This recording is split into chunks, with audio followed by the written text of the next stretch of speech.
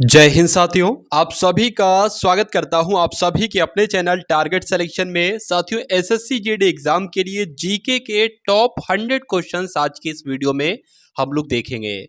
मेरा मानना ऐसा है साथियों, अगर इन 100 सवालों को आप देखकर चले जाते हैं एग्जाम देने, तो मेरा मानना है साथियों एक सिंगल क्वेश्चंस भी आपका नहीं छूटना चाहिए। तो पूरी सामान्य ज्ञान का निचोड़ आज इस क्लास में देखेंगे। बहुत ज्यादा समय ना लिया जाए, इसलिए प्रश्न मैंने साथियों वन लाइनर प्रकार से रखे हैं। तो क्लास शुरू हो चुकी है, सभी प्रश्न वन लाइनर प्रकार के आएंगे। पहला प्रश्न आपकी स्क्रीन पर है। आपको ध्यान रखना है कि भारतीय अंतरिक्ष अनुसंधान संगठन यानी कि इसरो का मुख्यालय कहां पर है? तो बेंगलुरु में है। भारत का पहला परमाणु ऊर्जा रिएक्टर का नाम क्या था? तो अप्सरा था। और विक्रम साराभाई अंतरिक्ष केंद्र कहां पर स्थित है? तो त्रिवेंद्रम में है। वन अनुसंधान संस्थान कहां पर स्थित है? तो देहरादून में है। आपसे पूछा जाएगा कि अंटार्कटिका में प्रथम भारतीय स्थायी प्रयोगशाला को क्या नाम दिया गया है? तो दक्षिण गंगोत्री नाम दिया गया है, ये आपको ध्यान रखना है। एलिसा परीक्षण किस रोग की पहचान के लिए किया जाता है? तो एड्स रोग की पहचान के लिए किया जाता है। और हवाई जहाज के ब्लैक बॉक्स का कैसा रंग होता है? तो नारंगी रंग होता है।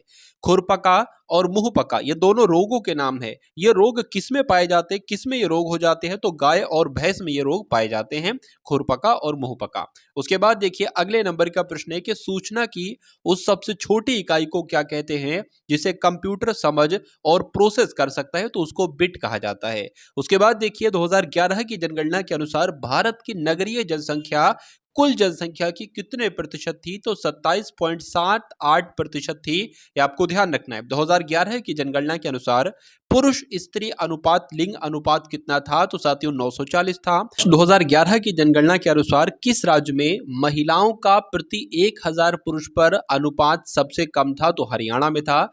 2011 की जनगणना के अनुसार भारत के किस राज्य में जनसंख्या घनत्व सबसे ज्यादा था? तो बिहार में था। तेल और प्राकृतिक गैस आयोग यानी कि ओएनजीसी का मुख्यालय कहां पर है? तो देहरादून में है। और भारत का अनुसंधान केंद्र हिमाद्री कहां पर स्थित है? तो आर्कटिक क्षेत्र में स्थित है। राष्ट्रीय संग्रहालय कहां पर स्थित है? तो कोलकाता में है। और संविधान सभा का अस्थायी अध्यक्ष किसे चुना गया? तो डॉक्टर सचिदानंद सिन्हा को चुना गया था। यह आपको ध्यान रखना है। भारतीय संविधान में नागरिकों को कितने मूल अधिकार प्राप्त हैं? तो 6 हैं। 42वें संशोधन द्वारा प्रस्तावना में कौन से शब्द जोड़े गए थे? तो समाजवादी, धर्मनिरपेक्ष और अखंडता जैसे शब्द जोड़े गए थे। भारत में सबसे अधिक वर्षा किस मानसून से होती है? तो दक्षिणी पश्चिमी मानसून से होती है। भारत में औसतन वर्षा कितनी होती है? तो 118 सेंटीमीटर होती है। दक्षिण पश्चिम मानसून किस राज्य में सबसे पहले प्रवेश करते हैं? तो केरल में सबसे पहले प्रवेश करते हैं। दूरदर्शन से रंगीन प्रसारण कब आरंभ हुआ? तो 1982 से आरंभ हुआ। विश्व वन्य जीव कोष द्वारा प्रतीक के रूप में किस पशु को लिया गया है? तो पांडे को लिया गया है। विश्व के सबसे बड़े कंप्यूटर नेटवर्क का नाम क्या है? तो कंप्यूटर नेटवर्क की अगर बात करें तो वो इंटरनेट ही है। ईमेल के जन्मदाता कौन है? तो टॉमलिंसन। आपको ध्यान ध्यान रखना है, क्या टॉमलिंसन आपको नाम ध्यान रखना है, ये ईमेल के यानी कि इलेक्ट्रॉनिक मेल के जन्मदाता हैं। डब्ल्यू की अगर बात करें तो वर्ल्ड वाइड वेब की अगर बात करें इसके आविष्कारक कौन है? तो टिम बर्नर्स ली हैं, ये भी आपको ध्यान रखना है। और HTTP की फुल फॉर्म आपसे पूछी जा सकती है तो हाइपर टेक्स्ट ट्रांसफर प्रोटोकॉल इसकी फुल फॉर्म हो जाएगी। और दीपिका कुमारी का संबंध किस खेल से है? तो तीरंदाजी से, ही आपको ध्यान रखना है। साथियों ये सभी के सभी क्वेश्चंस पूरी सामान्य ज्ञान के सभी किताबों का निचोड़ आज आपकी इस वीडियो में पेश कर रहा हूं। तो यहां तक का अगर आपने सफर तय कर लिया है तो 100 क्वेश्चन साथियों बहुत दूर नहीं। मेरा मानना है अगर इन 100 क्वेश्चंस को आप तैयार कर लेते हैं तो तैयारी में 4 चांद बहुत आराम से लग जाएंगे। और परीक्षा में साथियों कोई हरा नहीं सकता आपको, कोई पछाड़ नहीं आपको सकता है। तो भारत में करेंसी नोट पर उसका मूल्य कितनी भाषाओं में लिखा होता है? तो 17 भाषाओं में लिखा होता है। फ्रांस की क्रांति कब हुई थी? तो 1789 में हुई थी। दुनिया के मजदूरों एक हो का नारा किसने दिया था? तो कार्ल मार्क्स ने दिया था, ये आपको ध्यान रखना है। चलिए, समानता, स्वतंत्रता और बंधुत्व का नारा किस क्रांति की देन है? ये फ्रांस की जो राज्य क्रांति थी उसकी देन है। एशिया का नोबेल पुरस्कार किसे कहा जाता है? तो मैग्सेसे पुरस्कार को कहा जाता है। सर्वाधिक ओजोन क्षयकारी गैस कौन सी है? तो क्लोरोफ्लोरोकार्बन है, CFC बोलते हैं। CPU का पूरा नाम क्या है? तो सेंट्रल प्रोसेसिंग यूनिट है, ब्रेन ऑफ कंप्यूटर कहा जाता है। सौर मंडल में ग्रहों की संख्या कितनी है? तो 8 है साथियों। जब चंद्रमा सूर्य और पृथ्वी के बीच में आता है यानी कि जब चंद्रमा सूर्य और पृथ्वी के बीच में आता है तो कौन सा ग्रहण लगता है? तो सूर्य ग्रहण लगता है। एग्जाम में आपसे पूछा जाएगा। एक एक क्वेश्चन साथियों सिलेक्टेड क्वेश्चन है, ये समझ लीजिएगा। जल का शुद्धतम रूप कौन सा होता है? तो वर्षा का जल जो होता है ये शुद्धतम रूप है इसका जल का। भारत में किस प्रकार की विद्युत का सर्वाधिक उत्पादन होता है? तो ताप विद्युत का होता है। रेडियो तरंगे वायुमंडल की किस सतह से परिवर्तित होती हैं? तो आयुमंडल से, आयन मंडल से परिवर्तित होती हैं। हवाई जहाज वायुमंडल की किस परत में उड़ते हैं? तो समताप मंडल में उड़ते हैं। समताप मंडल होता है समान ताप, यानी कि जहां पर समान ताप रहे, आंधी वर्षा तूफान वगैरह ना आए, वहीं पर तो जहां हवाई जहाज उड़ पाएगा। ठीक है ना। चलिए, क्षोभ मंडल की धरातल से अधिकतम ऊंचाई कितनी होती है? तो 18 किलोमीटर होती है। भारत में दक्षिण पश्चिम मानसून किन महीनों में सक्रिय रहता है? तो जून से सितंबर महीने में सक्रिय रहता है। प्रार्थना समाज की स्थापना किसने की थी? तो आत्माराम पांडुरंग ने की थी। और कोलकाता में मिशनरी ऑफ चैरिटी संगठन की स्थापना किसने की थी? तो मदर टेरेसा ने की थी। लेडी विद द लैम्प के नाम से कौन प्रसिद्ध हैं? तो फ्लोरेंस नाइटिंगेल प्रसिद्ध हैं लेडी विद द लैम्प के नाम से। कौन सी गैस जलने में सहायक होती है? तो ऑक्सीजन गैस जलने में सहायक है। वायुमंडल का कितना भाग 29 किलोमीटर ऊंचाई तक पाया जाता है? तो 97% भाग आपको ध्यान रखना है। 1857 की क्रांति का तात्कालिक कारण क्या था? तो चर्बी वाले कारतूसों का सेना में प्रयोग किया गया था। यही साथियों 1857 की क्रांति की वजह बनी। सन 1906 में ढाका में मुस्लिम लीग की स्थापना किसने की थी? आगा खां और सलीमुल्लाह खां ने की थी। भारत में डाक टिकट पहली बार कब चला? तो 1854 में चला। बंगाल, बिहार और उड़ीसा में स्थायी बंदोबस्त कब और किसने लागू की? तो 1793 में लागू की गई थी और लॉर्ड कॉर्नवालिस ने लागू की थी। पानीपत की पहली लड़ाई 1526 में हुई थी। ठीक है, किसके बीच हुई थी? तो बाबर और इब्राहिम लोदी के बीच हुई थी। ये बात आपको ध्यान रखना है। चलिए साथियों, परीक्षा में 3 प्रकार के प्रश्न आपसे पूछे जाते हैं। एक तो बहुत सिंपल होते हैं, वो पूछे जाते हैं। एक तो मॉडरेट लेवल के होते हैं, वो पूछे जाते हैं। और एक हार्ड लेवल के क्वेश्चंस होते हैं, वो पूछे जाते हैं। तो इस क्लास में मैंने तीनों प्रकार के प्रश्नों को समाहित किया है। यानी कि अगर इस क्लास को देख लेते हैं साथियों, और आने वाले समय में जो क्लासेस मैं आपको अवेलेबल कराने वाला हूं, बिल्कुल निःशुल्क, कोई पेड कोर्स नहीं, सब मुफ्त में। ठीक है ना। क्योंकि साथियों अगर बात करें, पैसा लेना मुझे पसंद नहीं। ठीक है, फ्री में कंटेंट आपको दूंगा जब तक आपका सिलेक्शन नहीं हो जाएगा। और अगर 2 महीने आपने इस चैनल के माध्यम से पढ़ लिया तो सिलेक्शन की गारंटी मैं देता हूं। यानी कि सिलेक्शन बहुत आराम से आपका हो जाना चाहिए अगर 2 महीने आपने पढ़ लिया। किस मुगल बादशाह की मृत्यु दिल्ली में पुस्तकालय की सीढ़ियों से गिरकर हुई थी? तो हुमायूं की मृत्यु हुई थी। अकबर ने फतेहपुर सीकरी में बुलंद दरवाजा किस उपलक्ष्य में बनवाया था? तो गुजरात विजय के उपलक्ष्य में बनवाया था। भू राजस्व की दहसाला पद्धति किसने लागू की थी? तो अकबर ने लागू की थी। औरंगाबाद में ताजमहल की प्रतिकृति किसने बनवाई थी? तो औरंगजेब ने बनवाई थी।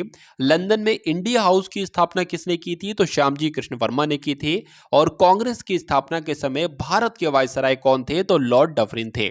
उसके बाद देखिए, विश्व का सबसे बड़ा प्रायद्वीप कौन सा है? तो अरब प्रायद्वीप है। पश्चिमी घाट को अन्य किस नाम से जाना जाता है? तो सह्याद्री पर्वत श्रृंखला के नाम से जाना जाता है। तंबाकू के धुएं में कौन सा हानिकारक तत्व पाया जाता है? एग्जाम में प्रश्न पूछा जाता है। तो निकोटीन पाया जाता है।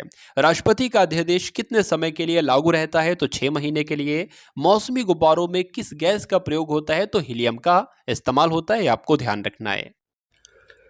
मानव शरीर में रुधिर बैंक का कार्य कौन सा अंग करता है? तो तिल्ली करता है। साथियों आपको ध्यान रखना है। गाय के दूध का पीला रंग होता है, अच्छा किसकी उपस्थिति की वजह से होता है? तो कैरोटीन की उपस्थिति की वजह से होता है। विश्व एड्स दिवस कब मनाया जाता है? तो 1 दिसंबर को। भारत के राष्ट्रीय ध्वज का डिजाइन किसने तैयार किया था? तो मैडम भीकाजी कामा ने तैयार किया था। 1815 में आत्मीय सभा का गठन किसने किया था? तो राजा राममोहन राय ने किया था। चाबी भरी घड़ी में कौन सी ऊर्जा होती है? तो स्थितिज ऊर्जा होती है। आपको ध्यान रखना है। प्रतिरोध का मात्रक कौन सा होता है? तो ओम जो है ना साथियों, ये प्रतिरोध का ही मात्रक है। फ्यूज की तार किस पदार्थ की बनी होती है? तो टिन और शीशे की मिश्र धातु की बनी होती है। इलेक्ट्रॉन की खोज किसने की थी? तो साथियों जे थॉमसन ने की थी। गुरुत्वाकर्षण के नियम किसने बनाए? तो न्यूटन ने गुरुत्वाकर्षण के नियम बनाए। परमाणु बम का आविष्कार किसने किया था? तो ऑटो हॉर्न ने परमाणु बम का आविष्कार किया था। इलेक्ट्रिक हीटर की कुंडली किस धातु से बनाई जाती है? तो नाइक्रोम से बनाई जाती है। हेमेटाइट और मैग्नेटाइट किसके अयस्क हैं? तो लोहे के अयस्क हैं।